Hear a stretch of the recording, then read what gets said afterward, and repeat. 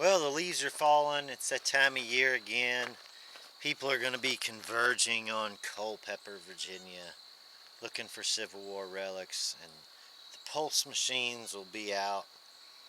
So, I'll be converging on that area myself, and I thought I would get out my Garrett ATX and familiarize myself again with the machine and listen to some targets, some Civil War targets, and see what they sounded like. I thought you guys might like to know that. I know there's some people out there hunting with the Garrett ATX.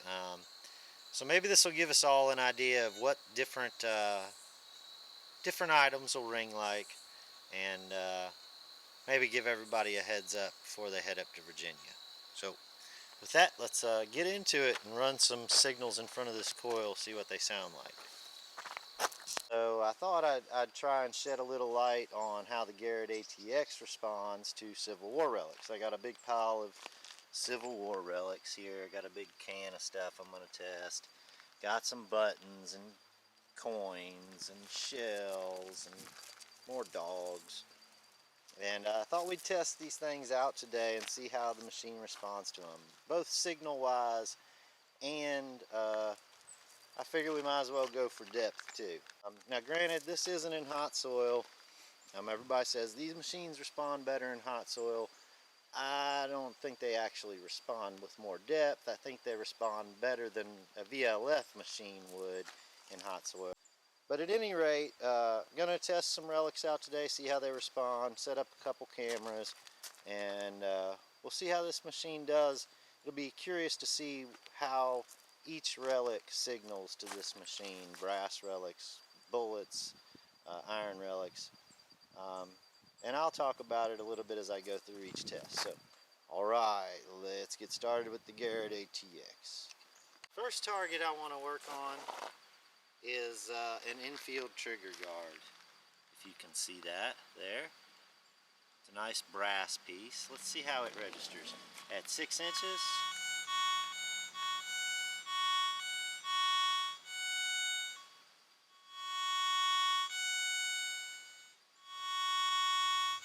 Low high. 8 inches. Low high. 10 inches.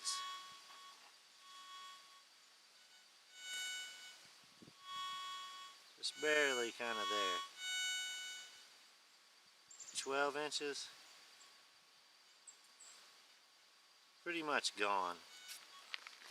Okay, let's move on to an iron trigger guard. Here we have it, or I'm sorry, an iron butt plate.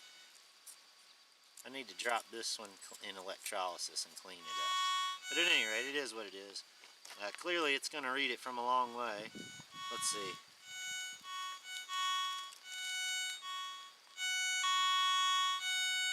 Now that's kind of unexpected, isn't it? It's reading this trigger guard as high-low. Let's try it again. Well, and there it goes as low-high. This way, high-low.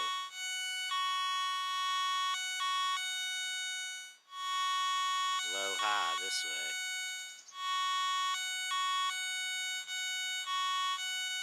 So that's interesting. So what's the max we get this thing? Let's see.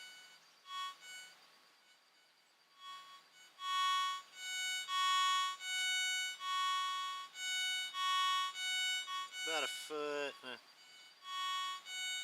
Still kind of getting it out here. Let's see, 18 inches.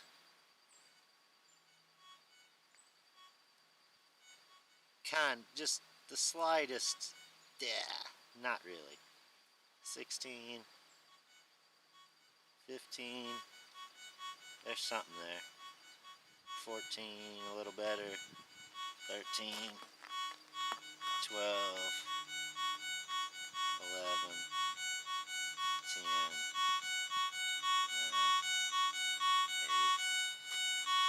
8. Alright, so we get the picture on that. And of course, for the pulse machine, you're going to be swinging a lot slower.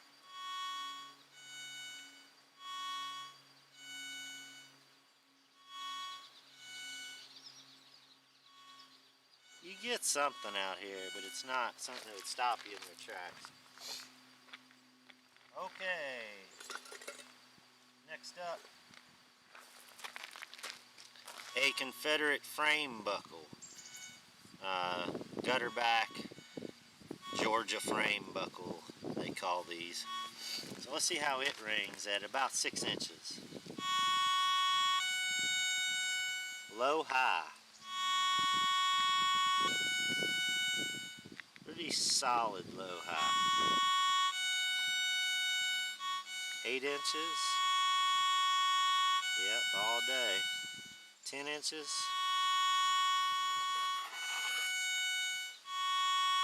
Yep.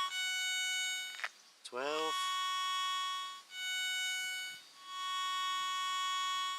Yeah, it really likes that thing. 14 inches.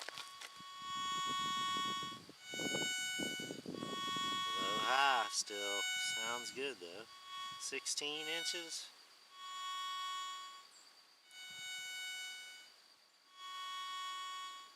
Just there.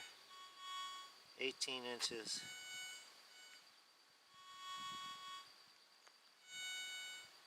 A really good ear.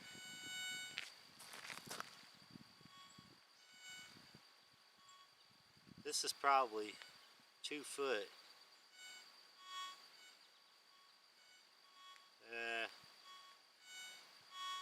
Maybe 20 inches still has it, I would say. But that's about the extent of it. Okay, Confederate frame buckle, low high.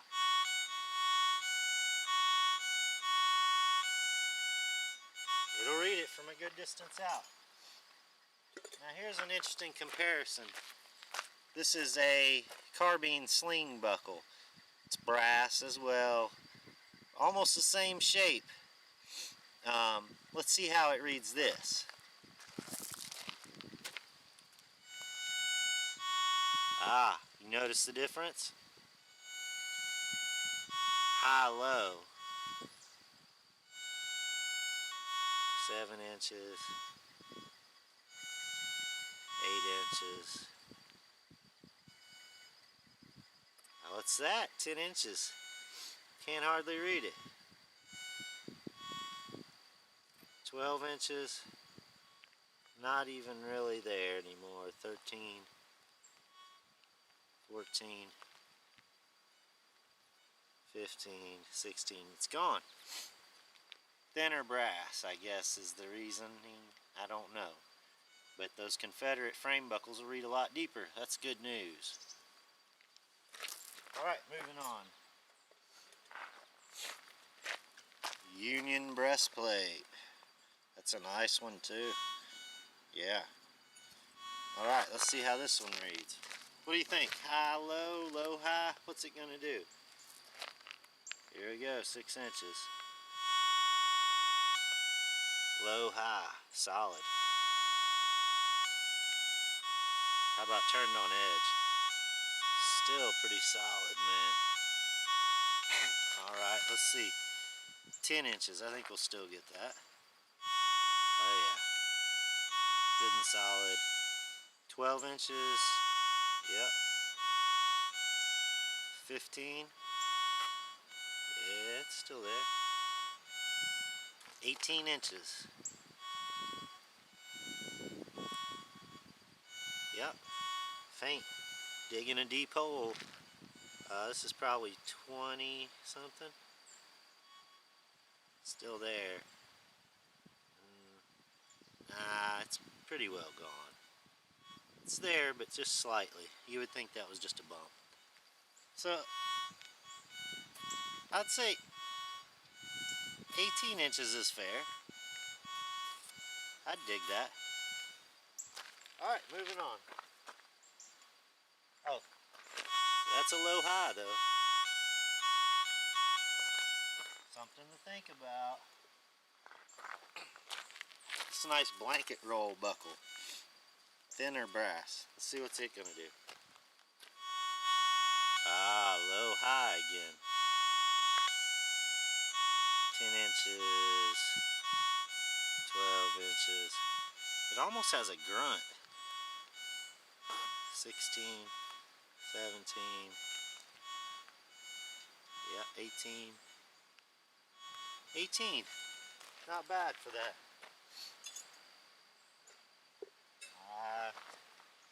Here's a nice Yankee spur my buddy Jeff dug in front of me and then gave to me one day. It's really nice of him. It was Christmas Eve. He gave it to me. We were out digging. He said, "Come look at this." And this much was sticking out. He said, "What is it? What do you think it is?" I said, "It's a spur." And he pulled it out and said, "Merry Christmas." Anyway, my Christmas spur. How deep will it read? Yeah, we knew it would get 6 inches. Low, high. Low, high. 8 inches. What? Barely reading it at 12 inches facing that way. Specific ways it might read it. Let's see. 14 inches, it's gone. That's crazy. Maybe sitting just right. You might get it. 17 inches gone. Man. Looks like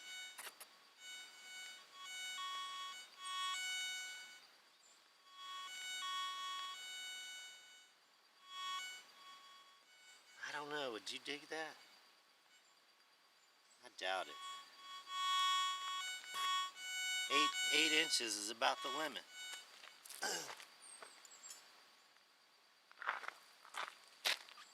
Confederate sword hanger. Let's see what we got here. Not a lot of depth.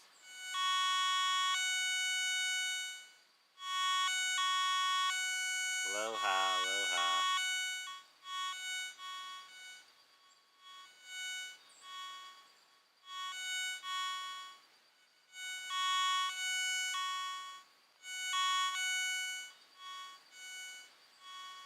$10, maybe. Maybe 10 inches on that. Alright, let's try something interesting. Mini balls. A lot of people dig these, so let's see what we get here.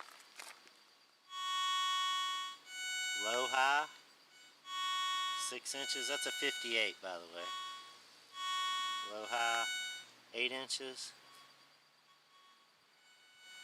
Barely got it.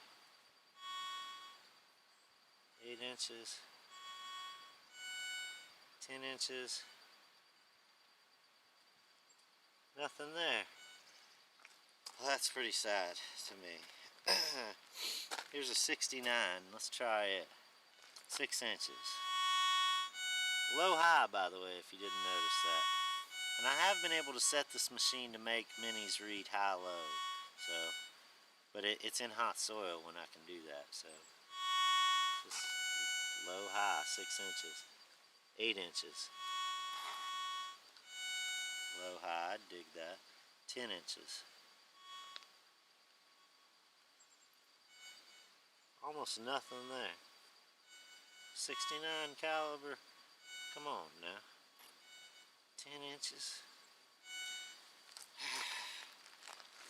Alright, a foot.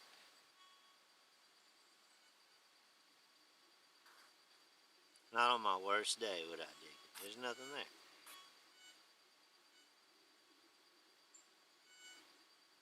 Yeah, I don't know about all that. Okay, moving on. Just for fun, here's a Williams cleaner.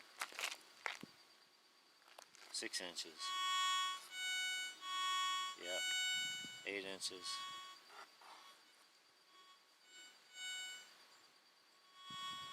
Maybe. Yeah. 10 inches. Not at all. Okay. Here's a J hook. Let's see, what does it ring? High, low. High, low.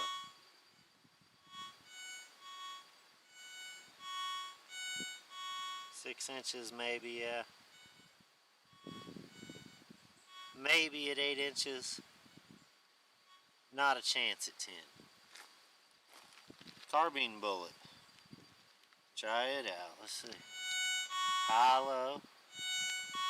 low, 6 inches,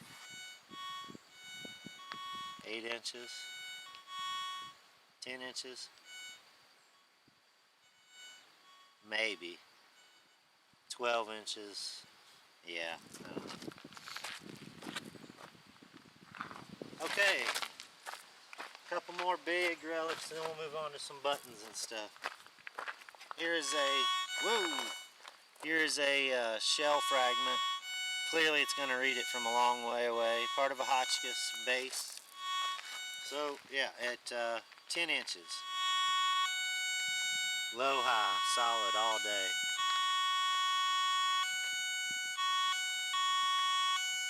Even up close. Now at 18.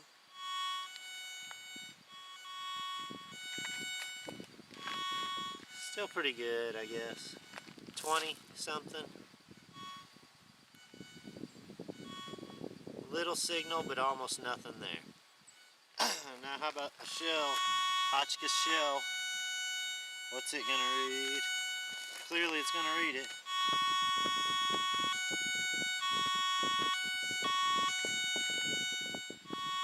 12 inches. 18 inches. Yeah, I feel like I'm lifting weights. Alright, let's see. 20 inches. It's still there. Off camera. Just barely. Okay. Buttons and coins and such real quick. Quick as I can. Move through some buttons here. And some coins. Just getting a fistful of dollars. Alright. Let's see what we get here. Here's a cut coin. It's a pistarine. Just a small sliver.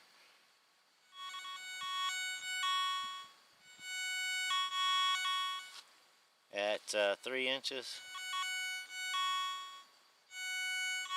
Kind of an odd. Yeah, I don't know. 6 inches. Just barely there. 8 inches, it's gone. This is a French button from the Revolutionary War. It's got that pretty good. 3, 6, 8, 10. 10's about the limit. Just barely there. Maybe 9. No. 8. 8's the limit. Confederate script I infantry button. 2 inches.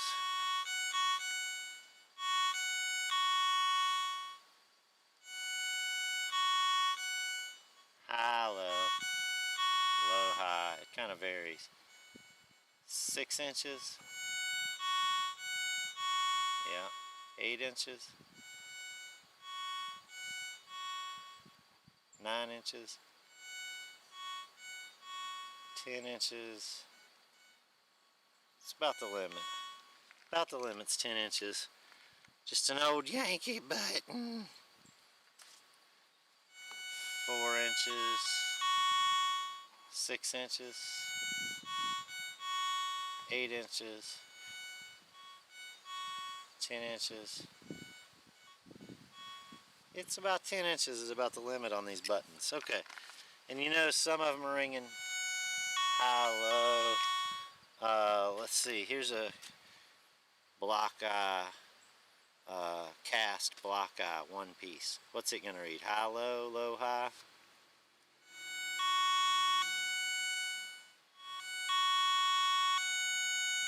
High, low.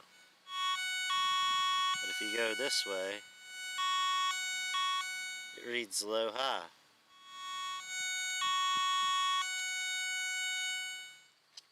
Confounding are the Confederate buttons at times. So, you know, the big thing that I get from all this is that there's a large scent.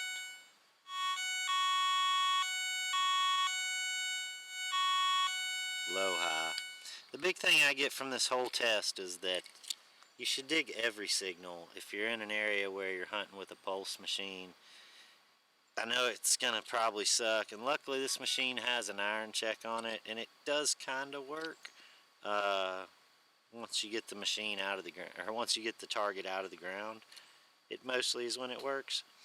Like on that big shell, for instance, the iron check won't really work. It kind of just nulls out, and it's odd. So, but the big thing that I would say is if you're digging in an area where you need your pulse machine, dig every signal.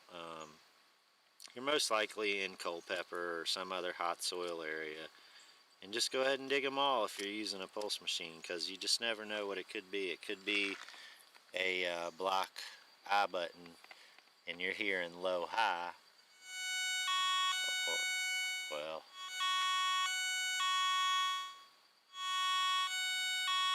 there you go, you're hearing low high, and you don't dig it because you're like, oh, it's a nail. Could be a block eye. Dig everything with the pulse machine, and don't be expecting to be digging buttons at a foot deep. I don't think it's going to happen. Anyway, good luck with your Garrett ATX. If you have any questions about it, let me know. And if you want me to do this with any other machines, let me know. This camera reads high, low, in case you're looking for one of these cameras. The dog reads low, high, I can tell. Anyway, thanks for watching. Like I said, if you want me to do this with any other machine, let me know. I'll see if I can get my hands on one if I don't already have one in the back of the truck. And we'll see what we can do. Thanks for watching. If you like the video, subscribe.